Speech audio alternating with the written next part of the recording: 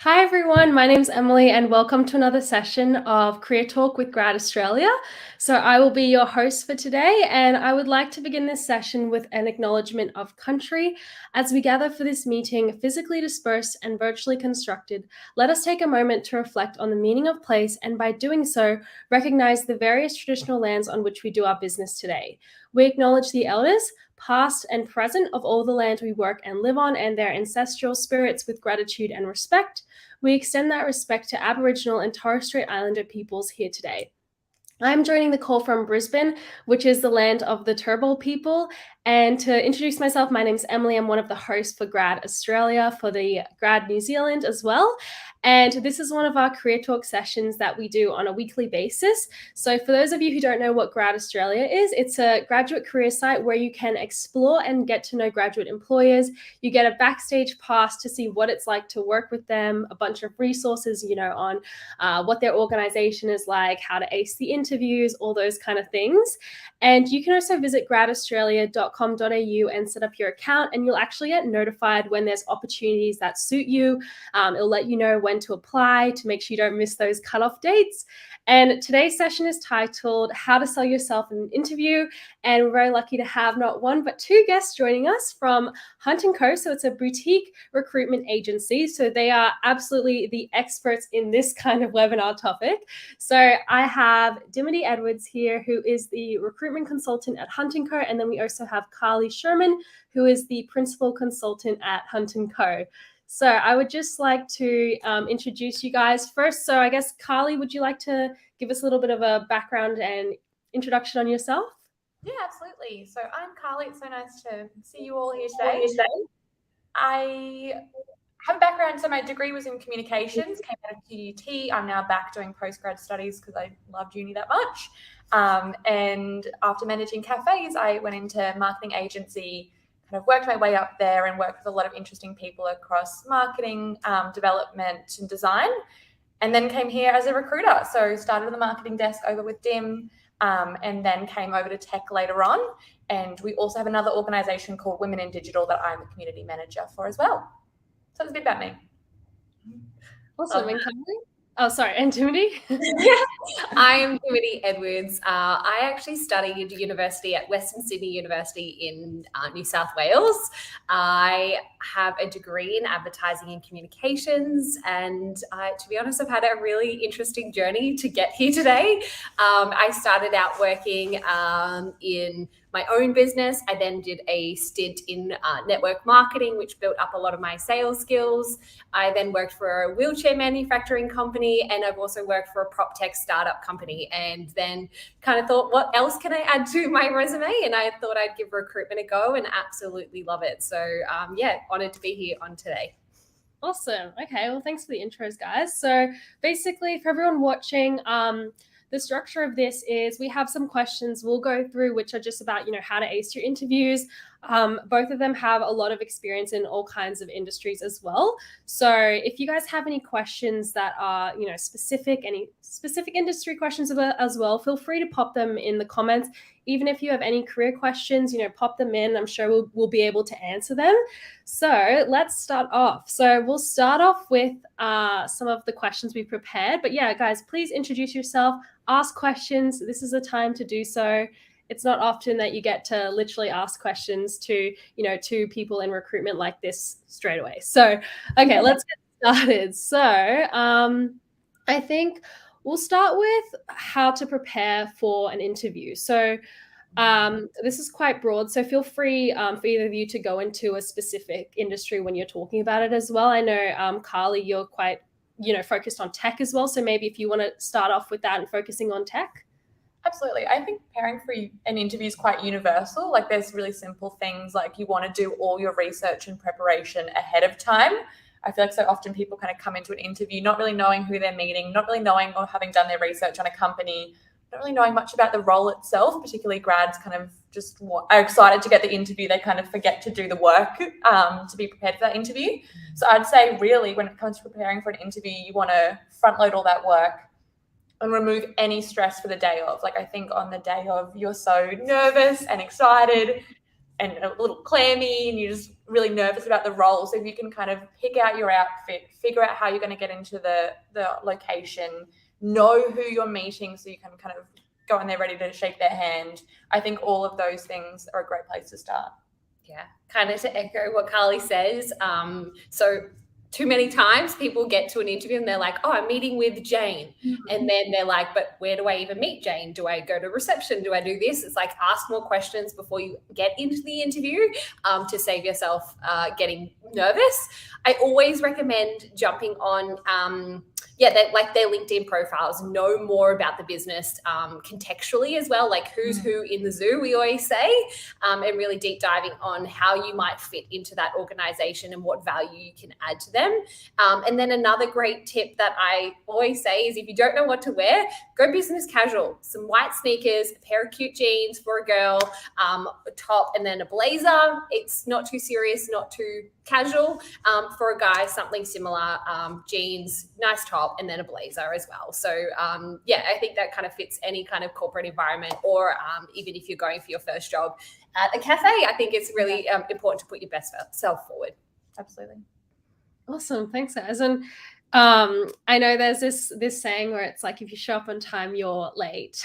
So do you guys have some kind of like tip on, should people be showing up like 10 minutes early or 5 minutes early? Absolutely. Yeah, don't rock up too early and don't rock up too late. I remember us even doing our own recruitment. We've had candidates rock up like 2 hours before they were meant to be here. And it's like, I love that you're so eager, but we've got things to do, right? So there is a happy medium. I would say 10 minutes is that sweet spot. We always say to our candidates when we are encouraging them to go for interviews, get there half an hour early so you can relax, find a car spot, get your bearings right, and then walk into the door 10 minutes on that. Yeah, I think 10 minutes is the sweet spot for me. I think half an hour, I'm probably in a different meeting and I'm not ready to greet you, and so you're probably not going to have the best experience. But I also would kind of say when you arrive 10 minutes early, they're probably going to sit you somewhere in a waiting room or a waiting capacity. You're still on show. I know that we kind of used to, at my old place of work, it was a bit of a test. Like we put them in, we left them for 10 minutes and we wanted to see what they did. Did they pick up their phone and scroll Instagram, or did they pick up the marketing material in front of them that was about the company? Did they observe the office environment? All of those things. I think it's really easy if you're popped in a waiting room to kind of just sit back and relax, but you are on show and you are being watched. Wow, that's really interesting. I never even thought of that. I'm definitely guilty of probably going on my phone. I think we've all done it, but it's good to know that you're on. That's a great tip. Okay, so let's talk about the interview process as well. Can you guys sort of, give a rundown on what the interview process, what they can expect would be like? Maybe Dimity, would you like to start with that? Yeah, look, transparently, it can look different in every single company. Yeah. We work with a lot of different companies and every interview process is very, very different. Yes. So we can kind of share a little bit of our favorite ones. Maybe you can share about them in a moment. But generally, it goes like, you'll have either a phone call with a recruiter like ourselves that we kind of do that first initial if you're working with a recruiter, and then you'll kind of be handed over to the client or the company. Or if you're applying for roles yourself, it will probably look like a vetting phone call, to be honest, to make sure that you are human, that you say you can do what you said you could do. And then from there, they'll either bring you in the office for an in-person interview or do a half an hour Zoom call. And normally it's a 2 or 3 stage interview process before an offer is received, and with a few references in between. Yeah. And I'd say it also depends on the organisation size. So I know some of Grad Australia's key partners, or kind of some of the companies that work with Grad Australia, is like NAB and Canva and those huge companies. Their grad intake programs are massive. So you could be interviewing with 50 other grads. So it could be you going into kind of a group setting first and doing a group interview. Years ago, I interviewed at Cotton On and there was 300 of us in a conference hall. And it was a whole bunch of like group tests, and it was a bit survivorish where we got whittled down. And then there was only 20 of us left that got the job. But I think it's asking the questions of the organisation you're interviewing for ahead of time. Firstly, it'll give you clarity that you need of what the interview process will look like. But secondly, it'll show you're really engaged and interested in the process. And I think that's a nice, quick, easy way to stand out as well. So interesting. I remember, like you mentioned Cotton On, I remember my interview for a cinema job was like building towers with like 500 people just to show who would take leadership. Me too. I worked for Hoyts for 4 years, and that was part of the interview process, was like to go away and do a performance. And it was like the whole idea was to showcase who took the lead, did you take initiative, what part did you play in the team? And I think it's fascinating, especially for these uni grad roles. You're probably going to have a little bit more of a longer runway when it comes to your interviews, but as you kind of move through your career, it will shorten and shorten. And then it gets longer and longer again as you get to more of the exec levels. Wow, really interesting. Oh, okay, we have Tim here. Hi, Tim. Tim's just commented that he's from Newcastle Uni. Awesome. Feel free to ask any questions, Tim. Okay, let's move on to the next question. You know what? I actually have, before we do that, I have a burning question that I see kind of going around, and it's like a bit controversial, but it's like, should you or should you not have a photo on your resume? That's been going around a lot. I've been seeing such conflicting opinions on it. Do you guys have an opinion on that one? Yes and no. We want to say yes and no because everyone is different and every company will have a different stance on it. So take what we say as just take a pinch and leave what you like. Take what you like and leave what you don't. Go for it. Yeah. I am weirdly passionate about this, and I sometimes find myself like resume rants. I really think it depends on the organization. So again, looking at like a huge organization like EY that are doing massive grad intakes, I'm not sure if they specifically, but I know a lot of those big corporates do have resume scanning tools. That's why they require you to upload them in a doc file instead of a PDF. But I also believe that as a grad, there are so many of you and you want to find quick and easy ways to stand out. The quickest way to connect with people is as a person. So that's why LinkedIn's amazing, because you get to know the person, you get to see them, you get to build familiarity. So I'm a big fan of a headshot because I think it's starting to like build rapport on that face, like putting a face to the name before you've even met them. But I also love an A/B test. So good idea. What happens? I definitely think that some companies have a cognitive bias. So I am aware that if you are putting you're reluctant to put your photo on there because of cognitive bias or a bias to just whatever race, gender, or special skills that you do have, I am conscious of that as well. So if that is you out there, just make your resume stand out in another way. I would say, if you are going to put a clear photo of you on there, make sure it's a headshot. Make sure you're up against a wall. Make sure it's not a clubbing shot. Make sure it's not a selfie. Like, just do the homework to make it look like a professional shot. And something that reflects what you're doing in your trade. My brother's a paramedic. I've done his resume before, and I've asked him to go get a headshot of him in his uniform. So I would say that's relevant to my brother's industry, being a paramedic. So that's really, he's gone and done some really cool things because he has kind of taken that time to build up a resume no matter what industry. So I think that's a really great addition. Is if I see a resume with a professional headshot, it's really well manicured as like a designed piece. I love that. If it's scrappy with like a selfie from like a mirror in the clubs inserted, it's not going to help. No. So I think it's being very intentional that you're putting a very professional foot forward, which we haven't always seen with grads, because I think you just grab a photo and put it in. And on the resume note, very passionate about this. Canva is your best friend. It's free. Go get an account. Go look up some templates. Please don't send me, if you're really wanting to nail an interview and get your resume out there, don't create it on a Word doc. Like, we're past Word, we're now at Canva level. Like, you can figure it out. You're smart. You can use tech. Like, go create a templated resume off Canva. My only yes, and unless like the company specifically specifies it needs to have a docx file. I would get frustrated if I gave very simple instructions and they weren't followed. But I also believe they are giving those simple instructions so they can use tools to scan the resumes. So if you have a PDF and the resume scanner can't scan it, you've already discounted yourself. So Canva, 98% of the time. Yes.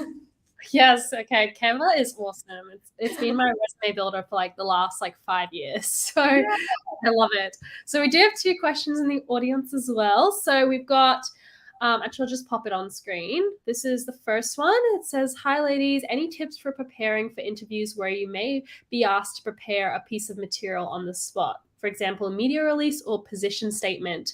Would one of you like to answer that one, or both of you, whoever?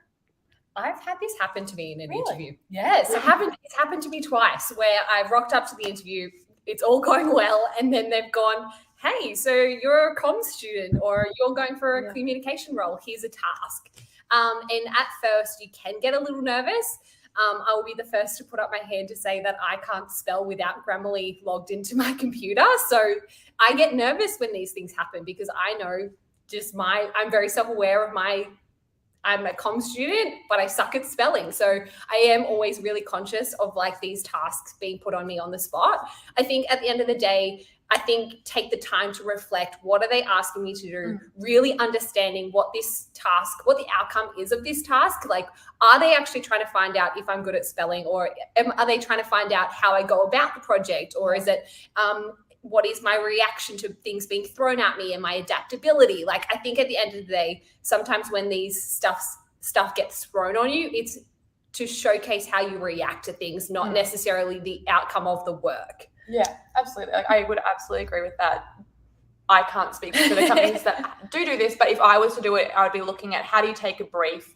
Do you ask thoughtful questions? How do you approach a problem? Are you going to start with brainstorming? You're going to dive head first? I probably don't care about the end product as much. Yeah. It's the process. And in no real world situation are you given 15 minutes to come up with a media release with executives watching you. Like, that's just not how the world works. Yeah. So it isn't to get the best media release. So I think just putting that in your brain, maybe in terms of preparations, like have a few scenarios that you think could be thrown at you, and okay, what framework will I use, or what are the steps I'll take? That way, when it is, I need a media release, you go, okay, cool. Like, the first thing I'd do is get a brief and start asking questions, and then I would brainstorm. So you can kind of run through a framework to reduce any of that stress. Yeah. Awesome. Thanks, guys. And then we do have another question before we jump back to the other ones, which is, any general tips for interviews over Zoom? I always get stuck on questions, asking what my biggest weakness is. Are there any answers to this that leave a bad impression? So there's kind of two questions there, Zoom, and then the questions about the biggest weakness. Zoom interviews, have good lighting, no sound around you, and make sure that you're like very prepared that your tech actually works. Like, don't try and do it in a car on your phone. Like, really, I would treat it as if you were doing a presentation or showcase. Even today, funny enough, we're sat on the floor. You would never know this, but we're sat on the floor of our old office because we're in the middle of moving, but we've got good lighting. We've set it up so no sound is kind of disrupting our thing, but you would never know that we were sat on the floor with a laundry basket with our laptop on it, right? So, breaking the fourth wall. So yeah, just setting yourself up for success to showcase your best self is probably the first, I would say, with a Zoom interview. Yeah, and I think often with Zoom we can be a bit more casual, particularly if it's in your home. So it's like, actually dress up. And I know that sounds so silly, but like, do not wear tracksuit pants. No, they can't see that. But like, it's almost like mentally preparing yourself. And I think there's a really different way in how you sit. And I know there's a difference in how I sit when I've got tracksuit pants on versus if I've actually got dressed for the day like I would any other job interview. So yeah, treat it as if you're going into their office. You're still on display. It's still a professional environment. And then the other part of that was biggest weaknesses. Anyone's going to ask you that. So I think the great thing is, if you prepare the answer once, you're ready to roll it out every time. And it might be the 20th time you've said it, but it's the first time that person's hearing it. So you can kind of keep using that. I don't know I don't know what the best answer for this is, because my biggest weakness is probably the classic, like, I'm deeply passionate and I'll probably get angry, but then I'll move across really quickly. Like, if you know who I am, you'll be like, okay, that makes sense. But that's my biggest weakness as myself. I would say maybe it's a self-reflection piece to find out what is your area of weakness. I've mentioned this on the call before. Like, I suck at spelling, but I am a comms and marketing specialist. So that would be my biggest weakness. And I think being able to articulate that well shows your self-awareness and your ability to know who you are and what is a way that you can make that better. Well, Grammarly is my best friend, right? So I use it to enhance my skills, not at the detriment of my biggest weakness. Yeah. And I think zeroing in on that, like, I can tell you what I don't like as an answer. I hate when someone's like, what my weakness is, and they're just kind of glossing up like a strength, and you're like, no, like that's not genuine. Like none of us are perfect. What is it? I also like the question because it helps people like kind of show that they're self-aware. But then it's like, what are you going to do about it? So like Dim, not the best speller, but she's come up with a solution. I think a thing that frustrates me is someone's like, oh, I've got this weakness. End story. Yeah. It's like, oh, so you have the weakness. You're self-aware enough to know that, but you're not going to do anything about it. Like that's not what I'd be looking for in a team member. So yeah, I think kind of know your weaknesses. We all have them. Embrace them. Get confident with them, but also come in with a solution as well. Yeah, awesome. Yeah, totally valid. Okay, let's talk about, well, this is kind of similar to this one. It's what do you do if you don't know the answer to a question? So how can they save a situation like that? That is a great question. That is my favorite line because I think it allows you to pause mentally, like being able to collect your thoughts and say, that is a great question. Almost simmers you down and say, I actually don't know the answer off the top of my head, but I'm learning. So I'd love to explore this a little bit more is how my thoughts would go. I'm obsessed with people that are confident enough to say, I don't know the answer. Like no grad ever is expected to have all the answers. That is just like you're coming out of university or whatever kind of educational environment you've been in, you're fresh. Like it's very great to not have all the answers. That's the worst sentence structure, but that's fine. But it's like, that is a great question. I've actually never thought of it before. I want to go away and have a proper think about that before I answer. Do you mind if I come back to you? But then come back to them. And it's write it down. Yeah. And then it's a follow-up email 24 hours later being like, hey, I really thought about this question last night.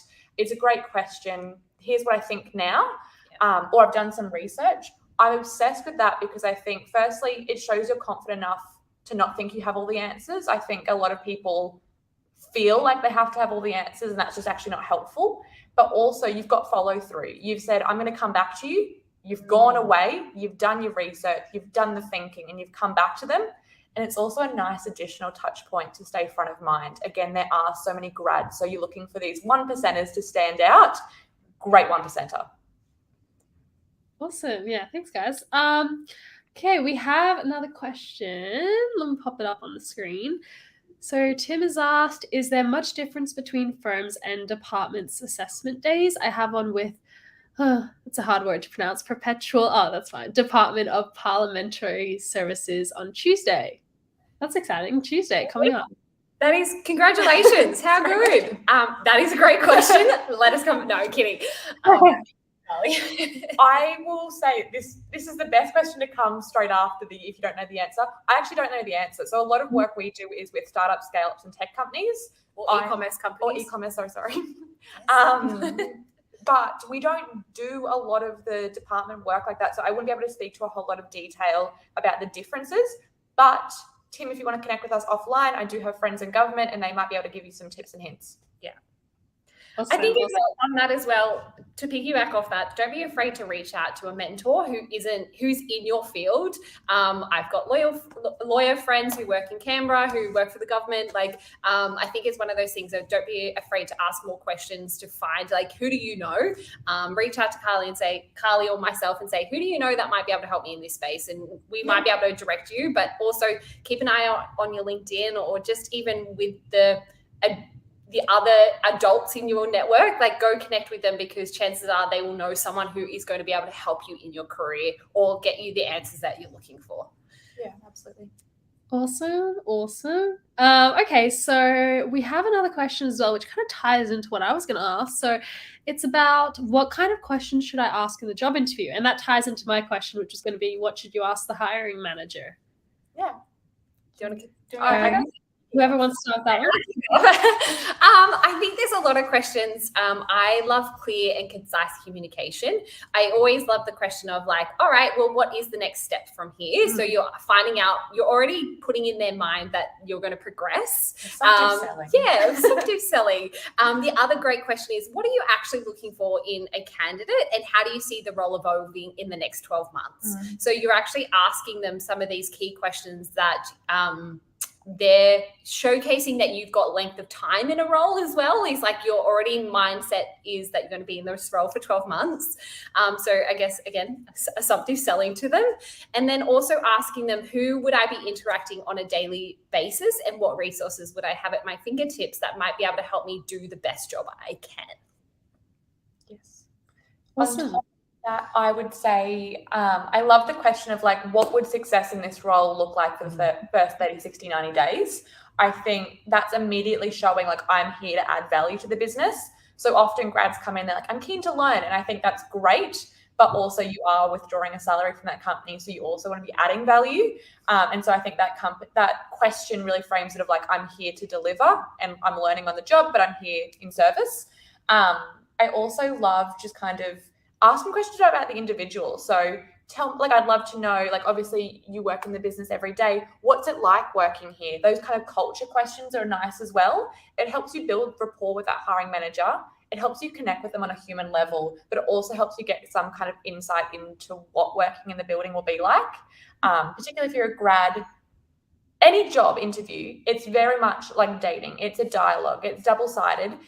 Graduates, you do have choices out there. Like, I know that I'm saying there's a lot of you, but at the same time, the company has to be right for you as much as you have to be right for the company. So I think getting to learn more about it, about the company you're working for, is exciting. I know when I was a grad, I was just excited to get a job. I didn't think twice. I jumped in. And while I'm glad I did that, I also maybe think if I could turn back time, would I have been more selective? Because I would have got a job eventually if I just kind of committed to 12 weeks of hunting. Yeah, I agree. No, I agree on that topic. I think it's really important to think seriously about what kind of company you want to go into, because yes, it's a grad job, but it actually can have quite a, it also helps determine like the career path that you take. Absolutely. And I think a lot of people like myself as well, when you're a fresh grad, you're just kind of looking. Luckily, I went with a company that suited me, but I've heard of some stories where it didn't work out for some people and they've left like after 3 months. So can I piggyback off the back of that as well?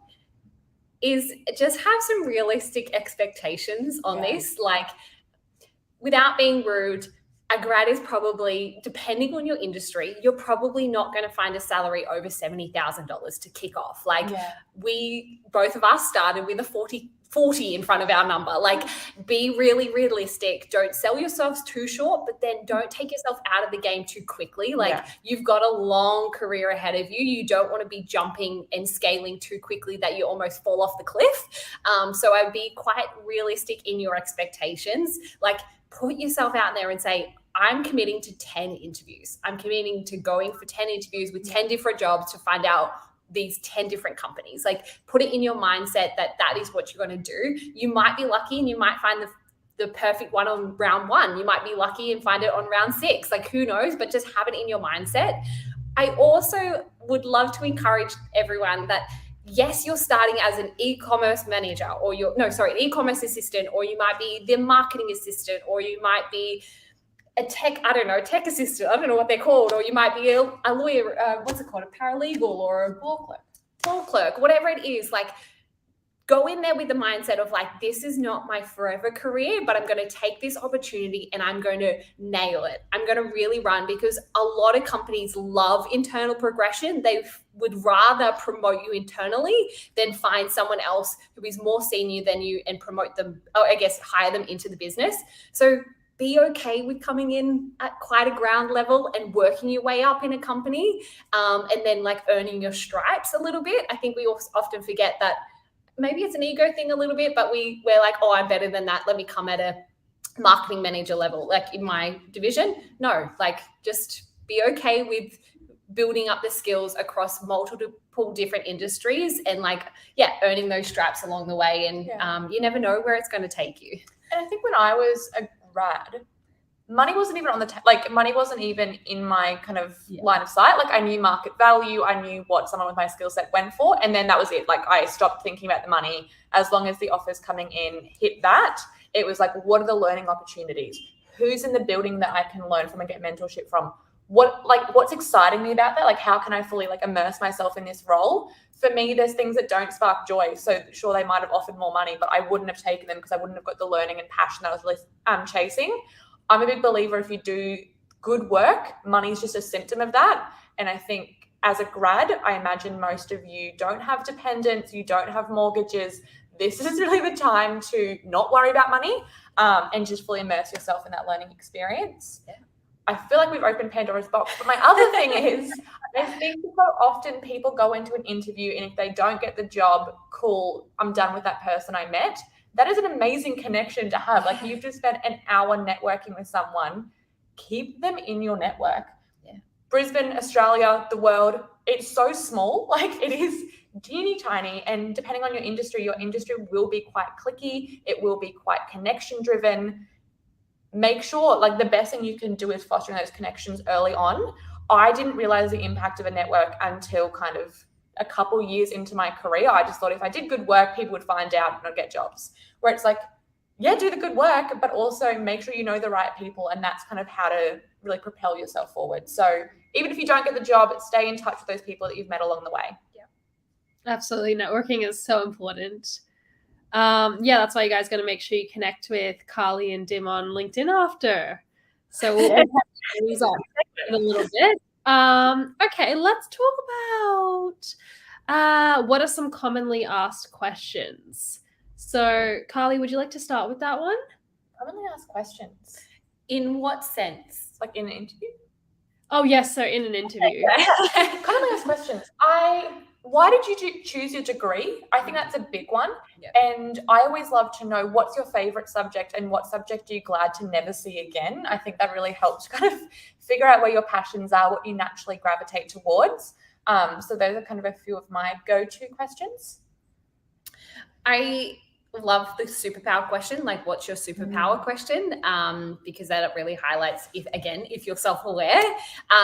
The other question is, where do you see yourself in 5 years? And I personally hate this question because I'm like, dude, I don't even know what I'm going to do tomorrow morning, let alone like what I'm going to do in 5 years.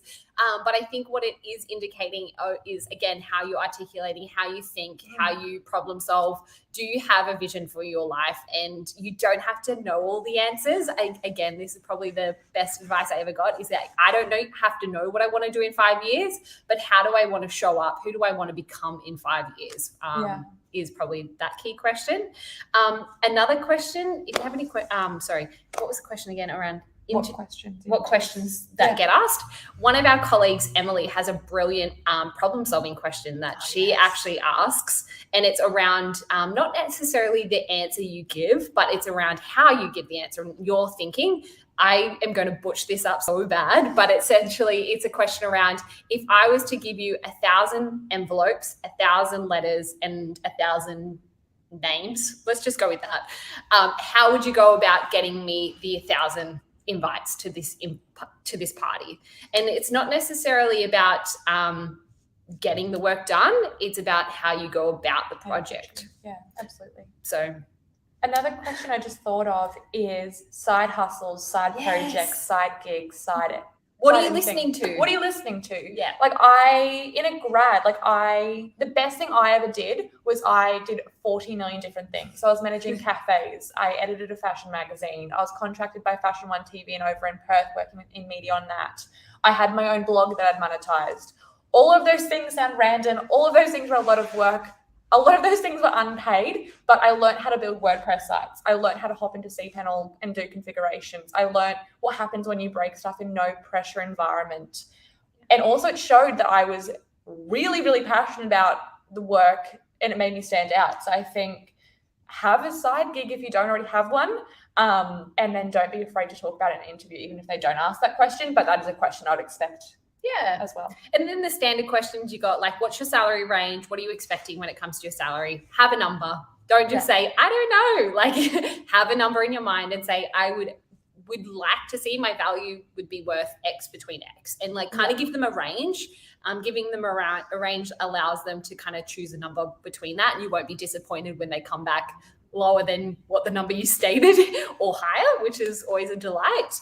And then I would also ask around, like, working arrangements is a big thing these days. And so they might ask questions around like, what do you see as your working arrangements? Are you okay to travel into the office 5 days a week, or are you expecting it to be a hybrid role? Like, I think those are kind of the questions that I would see them asking in an interview.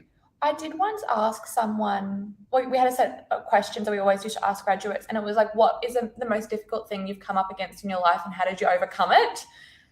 We wrote that thinking would stay in the professional lens. We obviously had to tweak it because grads were coming in and getting quite upset and like bearing their heart out about really awful things. And I think like it was so lovely to know that it felt like it was a safe place for them to share.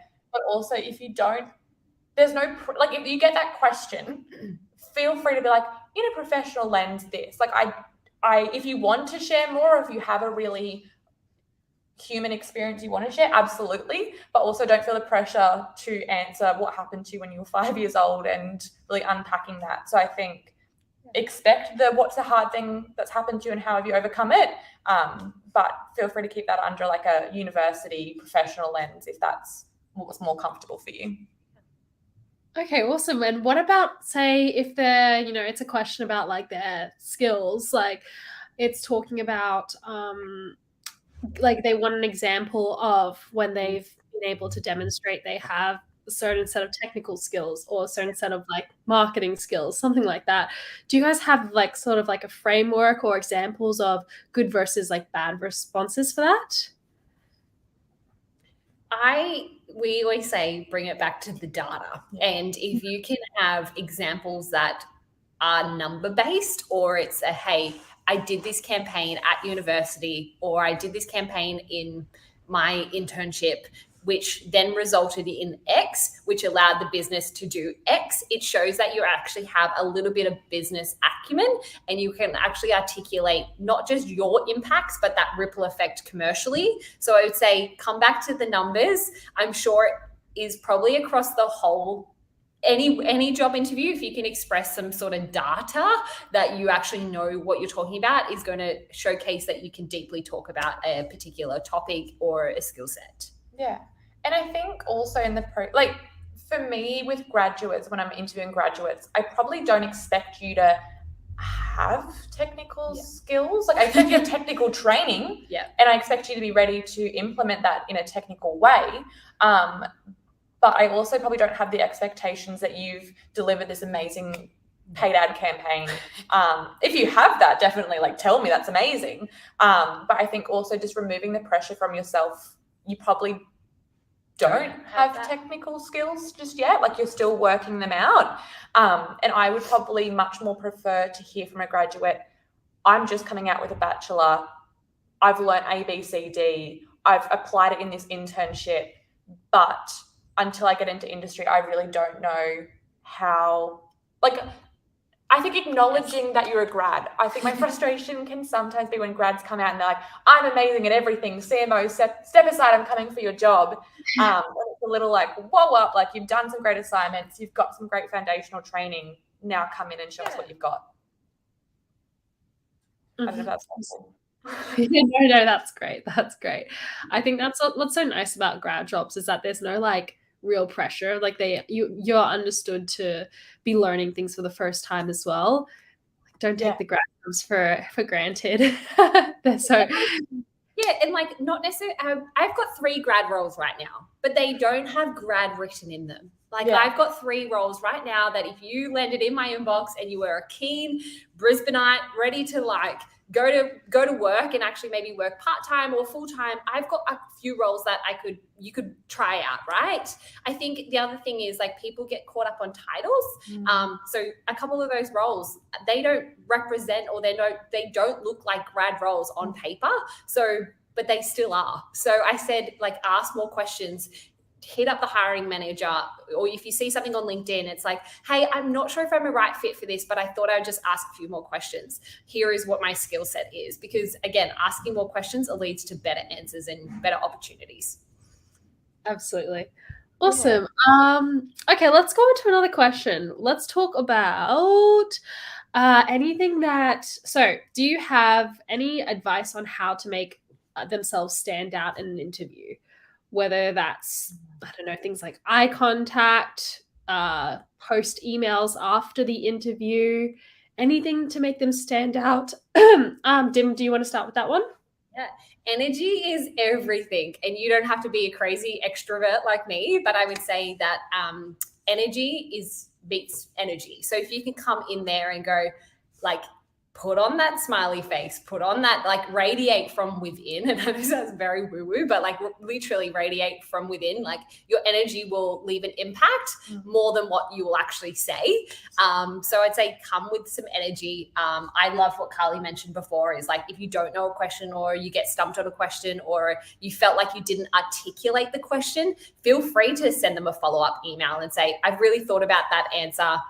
Here's my best response. Or I thought I would, again, marketing e-com roles. But if you've come out of that interview and you're like, oh, wow, like I didn't really feel like I showcased my skills when it comes to social media content creation, but here's a little portfolio I put together based on the company's profile or what their business outcomes are. I think it's, doing the push before, the energy within, and then the follow-up emails after.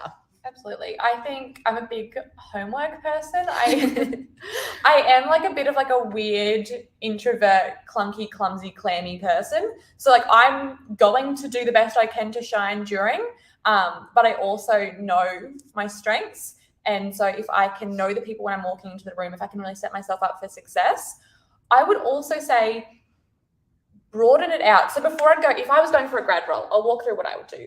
I would go on LinkedIn and I would stalk people like you would not believe, and I'd be connecting with them. So if I'm going for an interview at NAB, I would go and find people in that team and say, hey, and I'd connect with them and I'd say, hey, I hope you don't mind, but I've got a grad interview with with your team this week, and I wanted to make sure I was doing my research and came across your profile. It'd be great to connect. Leave it there. If they come back in the messages, awesome. If not, you've got another connection and kind of shows that. The reason why I think that's awesome is when Diana goes to interview you, she's going to go, I'm walking into the room to interview Charles, and Jack over in the dev team is going to be like, oh, I connected with Charles on LinkedIn, and you're making yourself very sticky. And sticky is a good thing in this sense because you're staying in front of mine and everyone's like, oh, that grad's everywhere. And really like that above and beyond. Yep. I love a follow-up, even if you have no reason to follow up. Thank them for the interview. Thank them for the interview.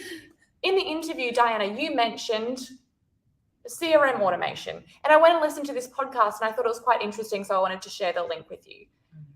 But keep your follow-ups calm. Sometimes grads are so eager that I'm getting like 7 calls a day from them, and I'm like, you obviously don't understand my role. I don't have time for 7 calls today with you. So I think it's a blend. And I think get a spreadsheet going. Get a spreadsheet. Write all the jobs you've applied for. Yeah. Write whether you've connected with people on LinkedIn. Write if you followed up. What was the outcome? And like really get project manager about it. Yeah. I think the worst thing you could do is the easy apply on LinkedIn is your best and worst enemy. And I know this from past experience when I've easy applied something a few years ago and I got a call from the hiring manager and they're like, hey, Dimity, I'm just calling you about the role you applied for. And I've like died inside because I didn't know who this person was or what role she was calling me about. And I was like, I'm really sorry, but who are you? And like, what role did I apply for? And I looked like an absolute muppet. Like, so I think Carly, as much as I'm like not an A-type personality, I think she's got some words of wisdom there because, you don't want to look like a muppet if that hiring manager does call you and says, hey, thanks for applying, and you forget what you've actually applied for. I also think that later in your career, you could get away with kind of just applying and like throwing it at the wall and seeing what sticks. But when you're a grad, you don't have any wins on the board just yet to kind of rest on.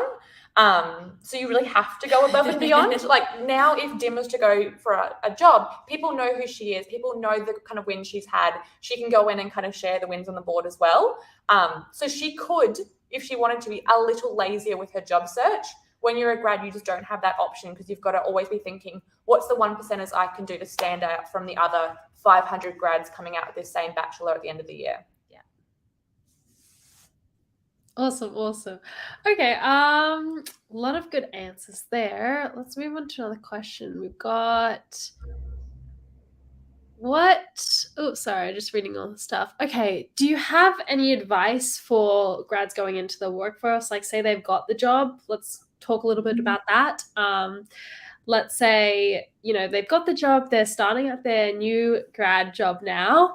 Yeah. Any advice to help them stand out, do really well? What are some of the first things they should do within, like, let's say the first couple of months? I'm going to take one of this from my best friend who does this incredibly well. When when a grad starts the job, he takes them out for a coffee. And that's because he got taken out for a coffee. And so he's now the person who's like, takes people under their wings and takes them out for coffee. But one of the best things he taught me was that, he made an intentional effort to grab one person in the office every single week, no matter what department they were in, and go take them out for coffee. He would shout them coffee. It would cost you $8 a week or whatever it is, maybe $10 now with inflation.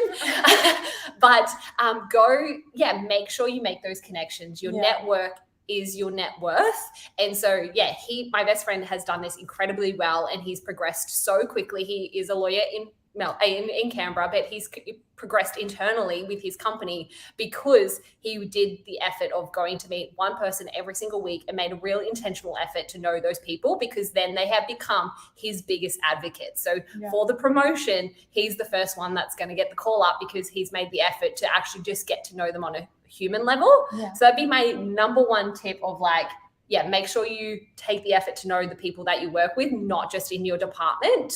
I think it's really important as a grad to actually have, if it is an office job, I do understand that people on this call aren't always going to work in an office. But I would really understand the working dynamics and culture. I think you can come in, and I am a loud, energetic individual, and I have been smacked down quite hard for coming in with too much energy. And I know that sounds really harsh, but I think it's a matter of being able to read the room, understand the office dynamics, understand when it is appropriate to talk and speak up and when it is quiet time, having those office cues and understanding the dynamics of your working environment is really important. I know that from my brother, who's that paramedic I spoke about before. Even in an industry like that, it's important to know when to kind of play, when to be professional, when to kind of turn it on, when to turn it off, and really understand the workplace dynamics. I absolutely agree. And I don't think you're ever going to regret being too professional. What you will regret is kind of coming in as a grad and drinking too much at the Christmas parties or making inappropriate jokes. Those are the things that you will regret. So I'd never be scared of being more professional than others. On top of that type A personality goal set, what do you want your first 30 days to look like? What do you want the first 60? What do you want the first 90 to all look like? What do you want to have learned in those different timestamps? But what do you want to have delivered as well? So it's that give and take. It's the generation of value, but it's also kind of learning along the way. I love the coffee idea. I think that's amazing. There was another one in my mind, and I'm going to forget it, and then I'm going to be in the car driving home, damn it, it was that. I'm in a job. I'm setting goals. I'm doing something. I can't remember. No. Sorry, guys. I think just take your time to get to know the job as well. And I think this is something that I would have done, and I definitely have done this, where I've been in a job, my grad job, and I'm I've got 8 hours. I don't have 8 hours worth of work to do. Let me make it look like I'm busy. Don't do that. Be quite conscious. I'm a very fast worker. I would say that most of the days I'd get done in 4 days, not 8, because I just am a very quick operator. That's how I run my life. And so I would find myself a lot of the time being let's pretend I'm doing some work. Don't do that. Go ask the managing director, go ask your people and culture manager, go ask your team lead and be look, to be honest, I've actually ran out of work today. Yeah. Is there something that I should be doing? Or what can I do in these situations when I do feel like I've kind of ran out of work to do? Yeah. And I think the other thing, which I just remembered, was as a grad, decide, and this can change over time, but decide, do you want a job or do you want a career? Do you want to be good? Do you want to be great? If you want a career and you want to be great, the savage truth is you're going to have to be obsessed and you're going to have to make some sacrifices. There are so many sacrifices I've made in my career. I wouldn't change them for a single thing, because you can't have it all. I can't go out with my girlfriends on a Thursday night and then come to work not my full self because I've had too many drinks. Or I can't always go and make it for family dinners because I need to go to uni and do my professional development. So I think figure out early on what you want to do. And this can change. Like, I might have kids and decide, all right, I'm just going to have a job for now that pays the bills because I need to run over here. But if you want to run at something really hard, you want to be great, just knowing that you're going to have to be obsessed with that. You're going to have to listen to podcasts outside of work hours. You're going to have to throw yourself fully into events to really meet people. And that's going to come with sacrifices. Yeah. Awesome. I love everything you guys said. And I think, Dim, one thing you mentioned as well was, the networking. And I think let's just have a little quick chat about before they got their grad job, because we have some viewers as well who will watch later on as well, who will be students. So they may not have, grad jobs or connections yet. Is there any suggestions you have on how they can start their networking as a student before even getting a grad job? First of all, come to our Women in Digital events. If you are a female, or even if you are a male, come on down. I think that's a great start, and self-plug. Second of all, at the moment, I'm actually representing 3 candidates who are second-year university students that I've got a part-time e-commerce job for. So they're in the interview process because I've got a job that allows them to work 2 to 3 days a week, and they can still go to uni. So I think, which is exciting for them, it means they got a kickstart in their career. Don't be afraid to network. Like, there is hundreds of meetups. I know QUT, they've got a female in tech society there. There's so many different societies and networks that you can plug yourself into. Do a little homework. If you love a particular company, I know we've spoken about NAB before, but maybe your dream job is to work for Google. Like, maybe go and actually just start adding people who work for Google in your network, and just stay connected with the things that they do. A lot of companies are doing lots of events. And so if you're wanting to work in the industry, I think you will figure out an event to go to, and that's how you can network. I think networking has genuinely changed my life. It's how I got my job today in recruitment. Both of us. Yeah, both of us got our jobs at Hunt & Co because of networking. I know that most of my placements I've made with candidates, a lot of my clients that I bring on board are all through networking and being present in the community. So it's such an important part, and you can definitely do it whilst at uni. One person that comes to mind for me, she is a machine. She went to the University of New South Wales, a developer background. So she was doing a degree in computer science or software engineering. I am obsessed with her because I was like, I wish I could go back in time and be her. But I think by year one of uni, she was in all the societies. There wasn't a society for women in computer science, so she made one. She had a YouTube channel where she was kind of like learning out loud, so really documenting her process and what she was learning, and kind of like, you're doing all these amazing assignments. Why not kind of milk a bit more out of them and tell people about it and show off? She was a rising star. So how I found out about her was she won Rising Star of the Year award for the Women in Digital Awards. She was a beast on LinkedIn. Everyone knew who she was. She was she hadn't even got a job out in the world yet. She was building side projects. And I think what she did, so amazing. She now has a job with Amazon. I can guarantee that she'd probably be paid more than other graduates, just because she really, her personal brand had so much equity. It was definitely worth the investment for that company.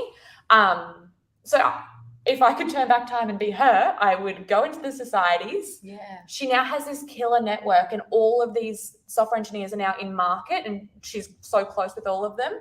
All of the side projects, building a personal brand on LinkedIn and YouTube, and kind of making sure people know how amazing you are. I really think that's the only difference that separates grads as a clump and then pulls you out, is kind of making sure people know how great you are, because everyone's awesome. That is just so cool. I wish I was like that when I was in uni. I could not believe it. When I found out how young she was, I was like, oh my Lord, I was not that. Wow, that's impressive. Okay, guys. Yeah, make sure you're joining student societies. networking as much as possible. Well, we've basically come to the end. I don't think there's any more questions left. So I guess, is there anything you guys want to, like, final advice or anything else you guys want to share? Any resources or where people can get in touch with you? Anything like that? Best advice, get a recruiter on your side. Like, genuinely, I say that as a recruiter, but I got my first job as a grad because of a recruiter as well. We're a free service for people. So I think that's a great way to start. We're your biggest advocates in the industry, and you'll find a recruiter based on your industry, and every industry will have a recruiter. So go network, go find them. That would be my kind of first tip. Please connect with us on LinkedIn. Join our email list for Hunt & Co. We send out a bi-weekly newsletter with all of the industry events, insights, roles we've got going at the moment. Yeah. I would agree with all of that. I would say 1%ers. I'm a big fan of 1%ers. So if you don't know what 1%ers are, go read James Clear's Atomic Habits. But I think as a grad, it's like, what can I do each day to make myself stand out 1% more than my colleagues? Because really everyone in your, like, we've gone to uni, like the lecture hall, there's so many of you. It's like, how can I make myself stand out more? And then maybe straight after this webinar, go write down 10 things you can do to stand out and then start executing those. Yeah. You got this. You got this. Promise there's a job out there for you, and enjoy the ride because it happens really, really quickly. Yeah. Awesome. Well, I've put both Dimity and Carly's names just below here, so take a screenshot, or if you guys, just go to our YouTube after and it'll be up there, so you can add them on LinkedIn, just type in their name. Okay, so this is the end of our session, guys. So yeah, thank you so much to both of you for coming on and speaking with us. Super duper valuable, and I'm sure it's going to really help a lot of the grads and students out there. So we do have a bunch of sessions coming up for August and September, guys. So we have them every week. So if you have any friends or other people that are at uni or in graduate positions, be sure to let them know about Grad Australia, because there's so many different ones. There's ones for tech, construction, engineering, marketing, sales. There's a bunch of things going on, so I'm sure they'd find some valuable stuff in there. And so just check our socials. We post them on LinkedIn, Facebook, YouTube, TikTok, Instagram, all those places. Everywhere. Yeah. So guys, if you have any questions, you can also reach out to me on LinkedIn, or just reach out to Grad Australia via email, and make sure you create an account with Grad Australia so that you get all the access to, jobs and job opportunities and the backstage view to employers. So yeah, awesome. That is it, guys. Thanks so much for joining, and hopefully see you guys on our next webinar or one coming up soon. Thank you so much. Bye.